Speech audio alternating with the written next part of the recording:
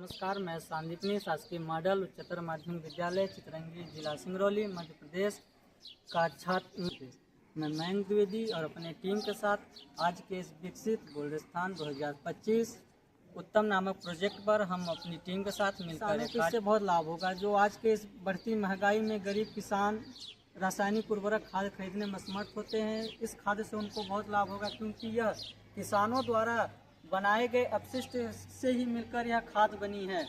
इस खाद का लाभ यह है कि यह कम सस्ते, कीटाणु रहित, और यह जो किसान धान की फसल, गेहूं की फसल और बांस से बनाते हैं, और यह खाद सबसे ज़्यादा विकसित होती है।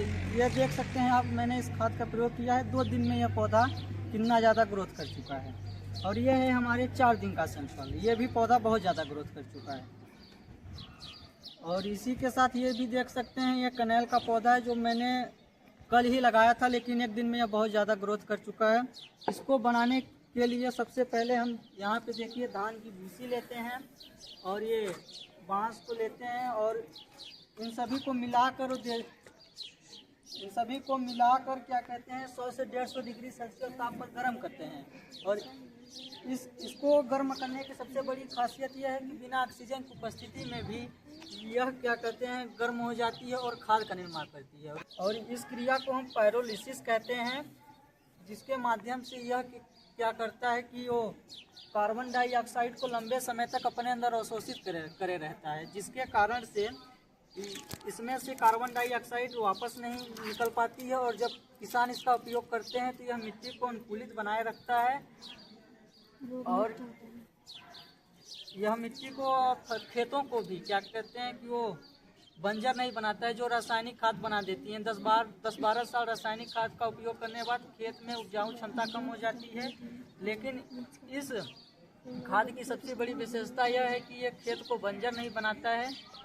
और इस खाद का हम एक और तरीके से उपयोग कर सकते हैं। इसको हम एक गोली के माध्यम जैसा बनाते हैं। इसके अंदर छोटे छोटे बीज होते हैं, जैसे साउथ अफ्रीका और केन्या जैसे बंजर भूमि देशों में जहां बारिश का पानी नहीं रुक पाता है, तो वहां पर हम क्या करते हैं कि चंद्रमा के आकार का गड्ढा कर देते हैं, जिससे बारिश का पानी रुकता है। फिर जो गोली हम बनाए रहते हैं उसके लिए, तो उसको छोटे छोटे बच्चों को गुलेल के माध्यम से या हवाई जहाज के माध्यम से ज़मीन पर गिरवा देते हैं। तो क्या कहते हैं गोली के माध्यम से इसको इसलिए गिरवाते हैं क्योंकि उससे जो जानवर रहते हैं वो न खा पाएँ।